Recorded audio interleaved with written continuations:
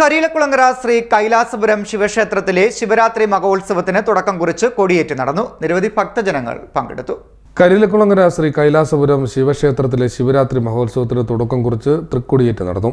March 8 വരെയാണ് ശിവരാത്രി മഹോത്സവം നടക്കുന്നത്. ഒന്നാം ദിനത്തിൽ രാവിലെ 5-ന് പള്ളിയുണർത്തൽ, നിർമ്മാല്യ ദർശനം, ഹരിനാമ കീർത്തനം, ഗണപതി ഹോമം, കലശം, ഉഷപൂജ, ഭാഗവത പാരായണം എന്നിവ നടന്നു. തുടർന്ന് 10-നും 10:30-നും മധ്യേ കൊടിമരത്തിനു വേണ്ടി മരം മുറിക്കൽ, പൂജ, കൊടിമര ഘോഷയാത്ര എന്നിവയും നടന്നു. നിരവധി ഭക്തജനങ്ങൾ കൊടിമര ഘോഷയാത്രയിൽ പങ്കെടുത്തു. താലപ്പൊലി, വാദ്യമേളങ്ങൾ എന്നിവ കൊടിമര ഘോഷയാത്രയ്ക്ക് അകമ്പടി സേവിച്ചു. 11-ന് ഉത്സവ ബലി, 11:30-ന് അന്നദാനം, 6:30-ന് ചുറ്റുവിളക്ക്, ദീപക്കാഴ്ച, ദീപാരാധന എന്നിവയ്ക്ക് ശേഷം വൈകിട്ട് 6:50-നും 7:30-നും മധ്യേ തൃക്കൊടിയേറ്റ് നടന്നു. കൈലാസൻ തന്ത്രികൾ കൊടിയേറ്റിന് മുഖ്യ കാർമ്മികത്വം വഹിച്ചു.